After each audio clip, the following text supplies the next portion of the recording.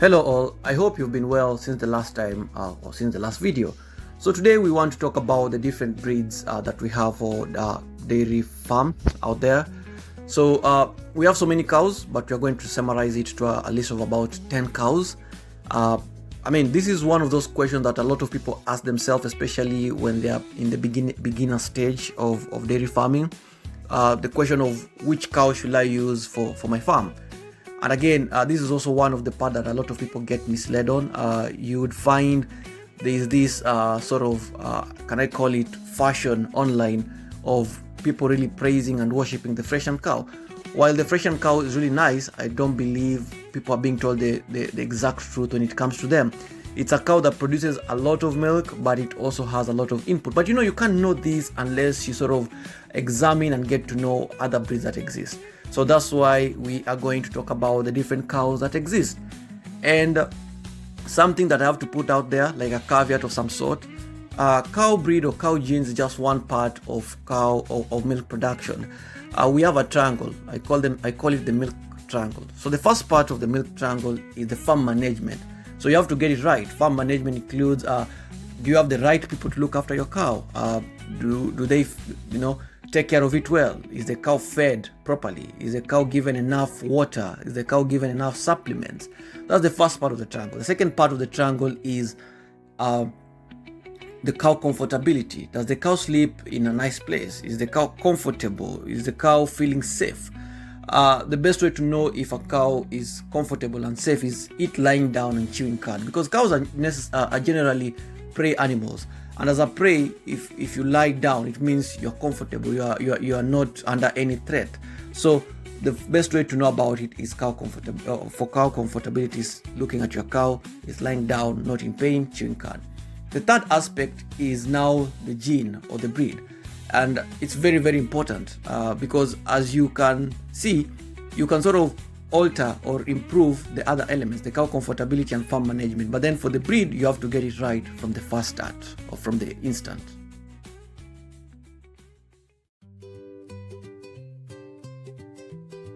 The first cow on our list will be the Holstein Friesian.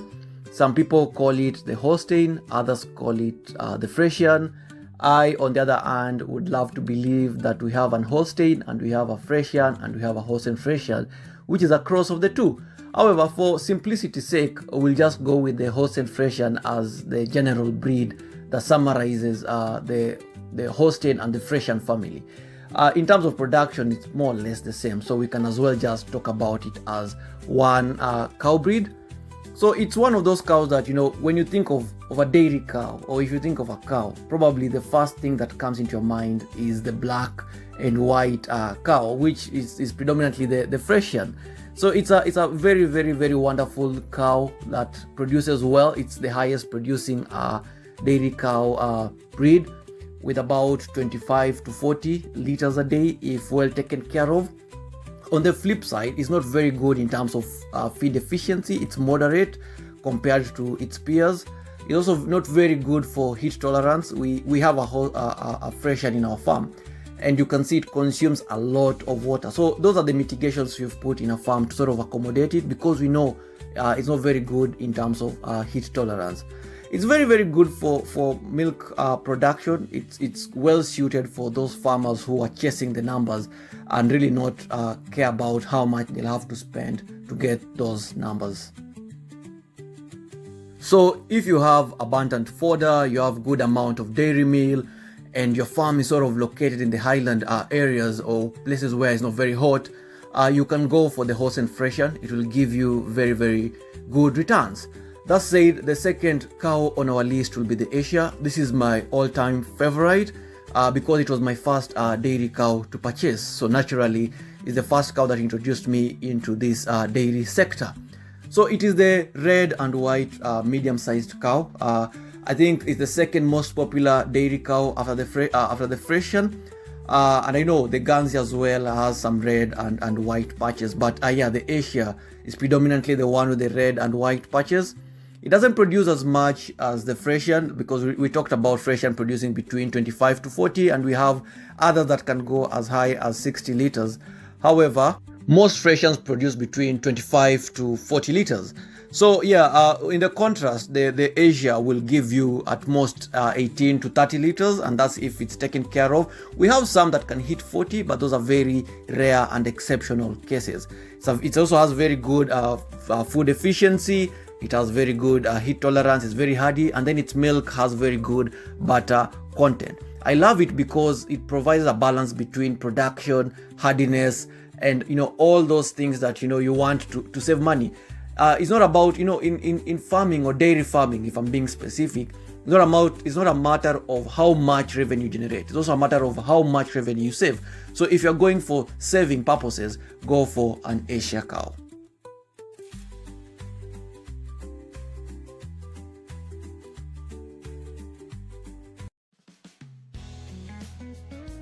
The next cow on our list will be the Guernsey. It almost has the same appearance as the Ayrshire, and also in terms of production, it also does the same numbers as the Ayrshire. The problem is it's not as readily available as the Ayrshire, so it's not something that you really easily get, especially if you're from a developing country like Kenya. So yeah, it's a medium sized, and it has white and refined dairy build. Milk production is almost the same as an Ayrshire, almost identical actually, between 18 to 28 liters a day. It's excellent in terms of milk quality. Its milk is usually known as the golden milk because it has high beta carotene, giving it a yellow color. It also has very high butter content and fat. In terms of feed efficiency, it's very good. They generally convert feed into milk more efficiently than an Holstein Friesian. Heat tolerance is better than the Friesian, though not as hardy as, say, an Ayrshire. If you're chasing sort of the quality, you go for it. However, as I've said earlier on, most Kenyan farmers are more interested in the numbers, and justifiably so. So the next breed will be the brown Swiss. I think like the Jersey, the brown Swiss is very, very hard to get, and it's very, very costly. If I had the resources and was to do it again, I'll probably consider the brown Swiss because it will give you almost the same performance as an Holstein Friesian, but with the same efficiency in terms of food conversion of an Ayrshire. The downside of having a red Swiss though is that it's very, very expensive to buy because of its lack of availability, especially in the Kenyan market. So when it comes to brown Swiss, it is brown to grey, and it's large. It will give you between 20 to 30 liters, more or less. We are talking about the Friesian numbers. It has very good feed efficiency. It's very good in terms of heat tolerance, and it's best for longevity and high solid. So if you want a cow that will still be giving you calves and still producing say 10 years down the line, the brown Swiss is one that you can go for. It's one of those cows that I would have bought if I had good resources to back me up. So it's one of those cows that I'll really vouch for.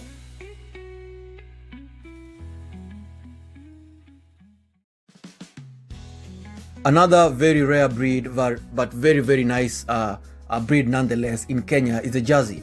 So it's a small and light brown cow. It won't give you the numbers of, say, the Ayrshire, the brown Swiss, or the Holstein, but it'll give you good numbers. It'll give you between 15 to 25 liters a day. The good side of it is that it has the best food conversion rates of all the dairy cows. It's also very good in terms of heat tolerance. And it's also best known for its lowest feed cost per liter. So this is well suited for, say, those farmers who are located in lowlands like my farm. My farm is basically located in lowlands where it can get very hot and it can get very humid. So it's one of those cows that it's very forgiving, if I may say so. And when you compare it to, say, production that it gives out and the amount of money you have to spend per liter, as we discussed earlier, it's not about how much you bring in, it's also a matter of how much you keep. Then the Jersey is a cow that one should really consider. Quickly, we'll jump straight to sort of honorable mentions. We have the Saiwal, mostly kept for meat, but I'm seeing few people trying to put it up for dairy. It's a reddish brown cow, will give you between 8 to 18 liters. It's an excellent cow in terms of feed efficiency. It's also a very excellent cow in terms of heat tolerance. It's best known for hot climate and those farms with low input systems. We also have the Girolando. It's also another rare cow. People are trying to bring it into the country.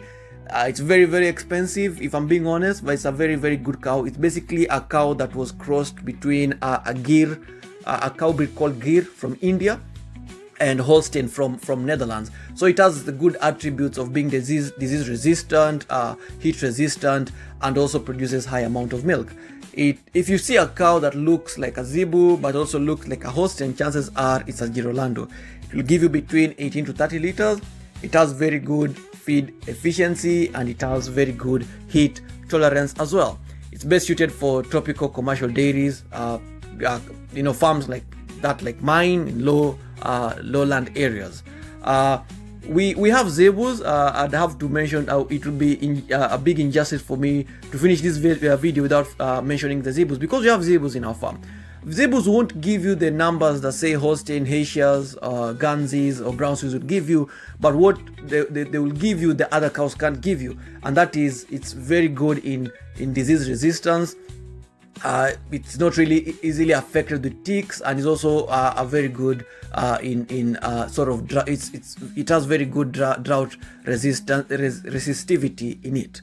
Milk production, you'll be very lucky to get 5 liters from a Zebu, but some have been recorded to give you up to 10 liters. So the reason why we have Zebus in our farm is because we want to improve it. We want to create a sort of a Girolando of our own. It will take time. It will take about 8 years according to estimates, but that's an experiment that we are willing to take. We also have the Boran and the Ankole cattle, not really kept for milk, mostly kept for meat, but some people use it for milk. The Zebus, as well as I mentioned earlier, will also provide us with milk for home consumption.